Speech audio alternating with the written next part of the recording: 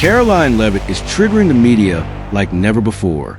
It's as if the very idea of common sense sends them into panic mode, and she's giving them a full-blown reaction. As Trump's press secretary, she isn't just answering questions. She's flipping the entire script and burning through the media's tired narratives. In no time, Karoline has made it clear she's not here to play along the spin. Whenever reporters launch their usual talking points, she doesn't blink. She fires back with facts sharp enough to leave them stunned and silent. Today, we break down her latest mic drop moments.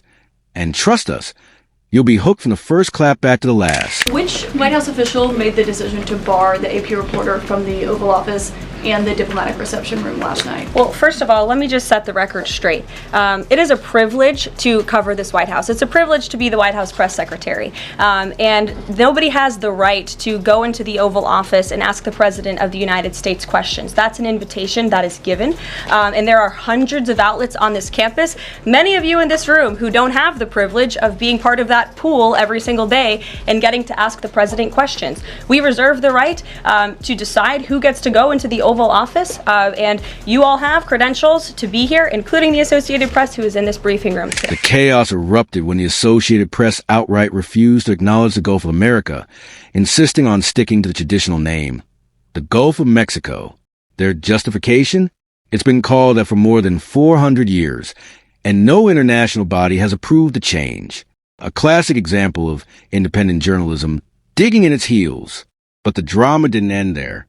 Things escalated fast when a CNN reporter stepped in with a bombshell question that sent the entire room buzzing. I was very upfront in my briefing on day one that if we feel that there are lies being pushed by outlets in this room, we are going to hold those lies accountable. And it is a fact that the body of water off the coast of Louisiana is called the Gulf of America. And I'm not sure why news outlets don't want to call it that, but that is what it is. The Secretary of Interior has made that the official designation in the geographical identification name server, and Apple has recognized that, Google has recognized that, pretty much every other outlet in this room has recognized that body of water as the Gulf of America, and it's very important to this administration that we get that right, not just for people here at home, but also for the rest of the world. They refuse because they're not acting like journalists anymore. They're activists wearing press badges. After the White House revoked their access, AP's executive editor fired off a dramatic statement to the chief of staff, insisting the move was meant to punish the AP for the content of its speech and vowing to defend both their constitutional rights and the public's right to independent news coverage.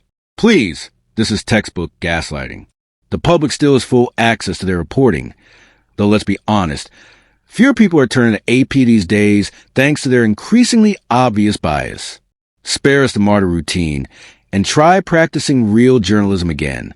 Now, on to the reporter who somehow didn't know that crossing the border illegally is, in fact, a crime. 3,500 arrests ICE has made so far since President Trump came back into office. Can you just tell us the numbers? How many have a criminal record versus those who are just in the country illegally? All of them, because they illegally broke our nation's laws and therefore they are criminals as far as this administration goes. I know the last administration didn't see it that way, so it's a big culture shift in our nation to view someone who breaks our immigration laws as a criminal, but that's exactly what they are. You may have been going with the worst first. They all have a criminal record? And welcome to the briefing If they broke our nation's laws, yes, they are criminal. Yes. Thank you. This kind of thinking is exactly why illegal border crossings have dropped by 90% since Trump returned to office. Just ask the New York Post. But don't expect the mainstream media to give him or his administration even a hint of credit. It's funny how quickly things change when you make it absolutely clear that illegal crossings won't be tolerated and the law will actually be enforced. The flood instantly becomes a trickle. And it's not just reporters feeling the heat from Karoline. She went full force at the left, calling out their over-the-top political theater during the anti-dog protests. And may I just point out, if you heard that type of violent, enticing rhetoric from our side of the aisle, from Republican leaders on Capitol Hill, I think there would be a lot more outrage in this room today. It's unacceptable, the comments that have been made by these Democrat leaders, and frankly, they don't even know what they're talking about. Because President Trump was elected with a mandate from the American people to make this government more efficient. He campaigned across this country with Elon Musk, vowing that Elon was going to head up the Department of Government government efficiency, and the two of them, with a great team around them, were going to look at the receipts of this federal government and ensure it's accountable to American taxpayers. That's all that is happening here, and for Democrat officials to incite violence and encourage Americans to take to the streets is incredibly alarming, and they should be held accountable for that rhetoric. Exactly. The nonstop meltdown from left-wing lawmakers were something else. But let's be honest. If even half of those comments had come from anyone on the right, the media would be calling for life sentences. Drop a like if you're done with the double standards. What's even stranger is that most of them didn't mention the actual waste at all. They were too busy obsessing over Elon Musk and Doge. And then came the real bombshell. Karoline called out Politico, and what she exposed left everyone absolutely stunned. So upon coming out here to the briefing room, I was made aware of the funding from USAID to media outlets, including Politico, who I know has a seat in this room. And I can confirm that the more than $8 million taxpayer dollars that have gone to essentially subsidizing subscriptions to Politico on the American taxpayers' dime will no longer be happening. The Doge team is working on canceling those payments now. Again, this is a whole of government effort to ensure that we are going line by line when it comes to the federal government's book. Time to set the record straight. No, Politico didn't directly pocket $8.2 million, but that money did come through expensive subscriptions to its Pro plan, funded by multiple federal agencies. Politico tried to spin it with a statement claiming they've never received government funding. No subsidies, no grants, no handouts. Technically true, but misleading.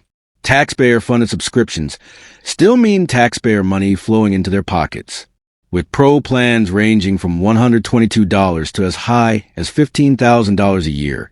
It doesn't take many government sign-ups to push the total past $8 million. A common sense approach. The president said he worked on extending the Abraham Accords. Mr. Whitcomb, the president said he wants to...